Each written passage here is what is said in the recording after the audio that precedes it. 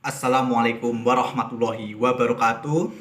Gimana kabarnya kalian semua? Baik kan? Ya pasti baik kan. Baik, sebelumnya kita perkenalkan dulu karena ada pepatah tak kenal maka tak sayang. Perkenalkan, nama saya Muhammad Abror Bilala, mahasiswa Pendidikan Agama Islam, program Magister Pasca Sarjana UIN Sayyid Ali Rahmatullah Tulungagung. Di sini saya akan menjelaskan tentang model pembelajaran inquiry. Apa sih model pembelajaran inquiry itu?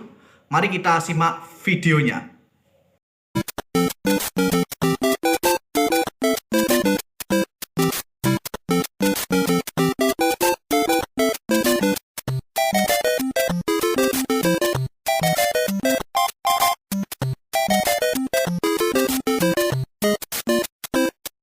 Yang pertama adalah pengertian model inquiry. Inquiry itu berasal dari bahasa Inggris yang berarti pertanyaan atau pemeriksaan dan atau penyelidikan.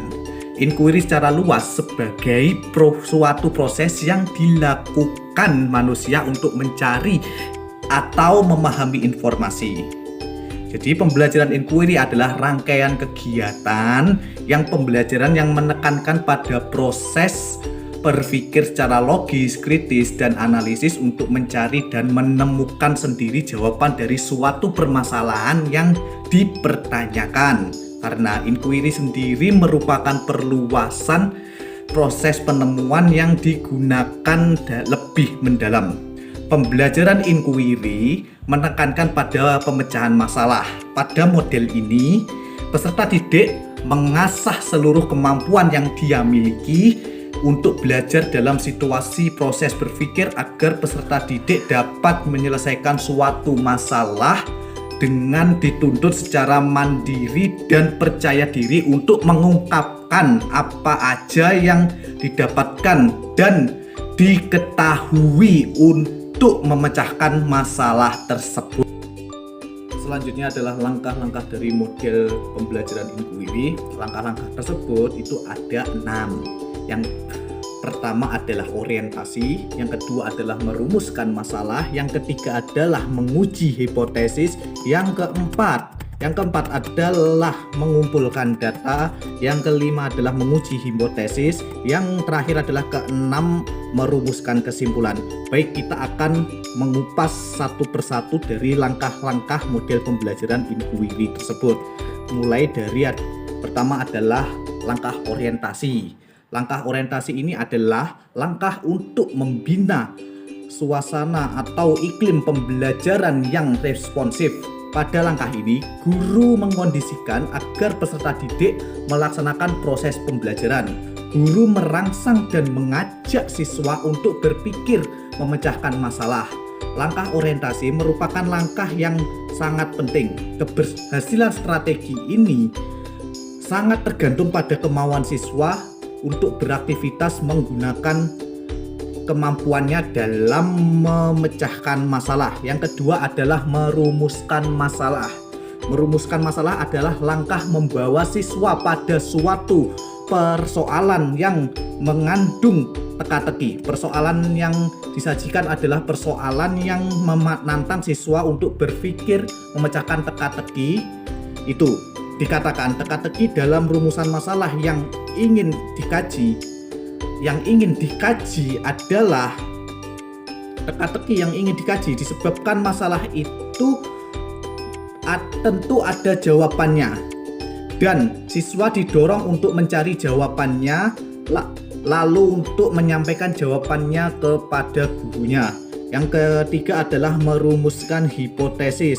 Merumuskan hipotesis adalah jawaban sementara dari suatu permasalahan yang sedang dikaji oleh peserta didik sebagai jawaban sementara.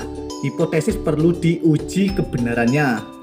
Perkiraannya sebagai hipotesis bukan sembarang perkiraan, tetapi harus memiliki landasan berpikir yang kokoh sehingga hipotesis yang dimunculkan itu bersifat rasional dan logis. Kemampuan berpikir logis itu sendiri akan sangat dipengaruhi oleh kedalaman wawasan yang dimiliki oleh peserta didik. Yang keempat adalah mengumpulkan data. Mengumpulkan data adalah aktivitas menjaring informasi yang dibutuhkan untuk menguji hipotesis yang dibutuhkan. Dalam pembelajaran inquiry, mengumpulkan data merupakan proses mental yang sangat penting dalam pengembangan intelektual proses pengumpulan data. Bukan hanya memerlukan motivasi saja yang kuat dalam belajar, akan tetapi juga membutuhkan ketekunan dan kemampuan menggunakan proses berpikirnya. Yang kelima adalah menguji hipotesis. Menguji hipotesis adalah menentukan jawaban yang dianggap diterima sesuai dengan data atau informasi yang diperoleh berdasarkan pengumpulan data.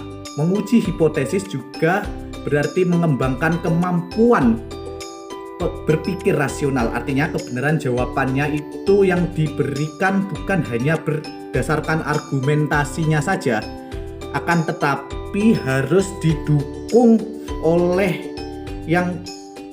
data yang ditemukan dan dapat dipertanggungjawabkan. Yang keenam adalah merumuskan kesimpulan.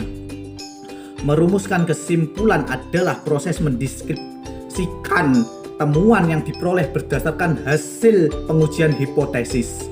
Untuk mencapai kesimpulan yang akurat, sebaiknya guru mampu menunjukkan pada siswa data mana yang relevan dan data mana yang tepat.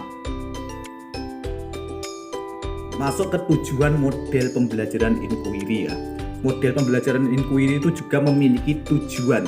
Tujuan model pembelajaran inquiry ini untuk membantu siswa untuk dapat mengembangkan disiplin intelektual dan keterampilan berpikir dengan memberikan pertanyaan-pertanyaan dan mendapatkan jawaban atas dasar rasa yang mereka ingin tahu itu.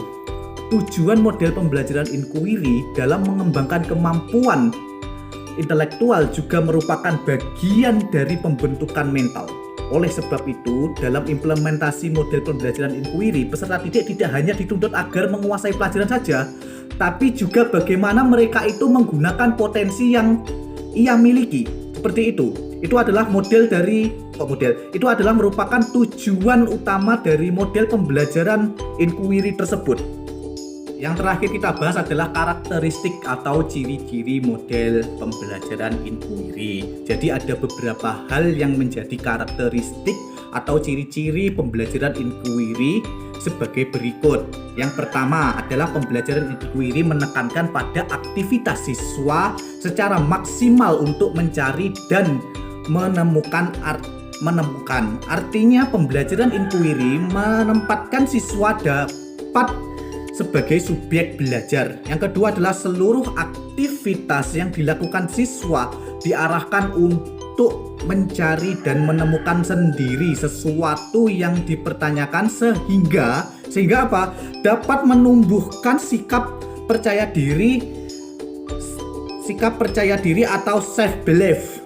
Yang ketiga adalah membuka inteligensi siswa dan mengembangkan daya kreativitas siswa. Yang keempat adalah memberikan kebebasan pada siswa untuk berinisiatif dan bertindak. Kelima adalah mendorong siswa untuk berpikir intensif dan merumuskan hipotesisnya sendiri. Yang keenam, proses interaksi belajar mengajar mengarahkan pada adanya perubahan dari teacher centered kepada student centered. Itulah tadi penjelasan dari saya tentang model pembelajaran inquiry. Jadi saya undur diri dan sekian, mengucapkan terima kasih. Wallahu muwaffiq ila aqwamit thoriq. Wassalamualaikum warahmatullahi wabarakatuh.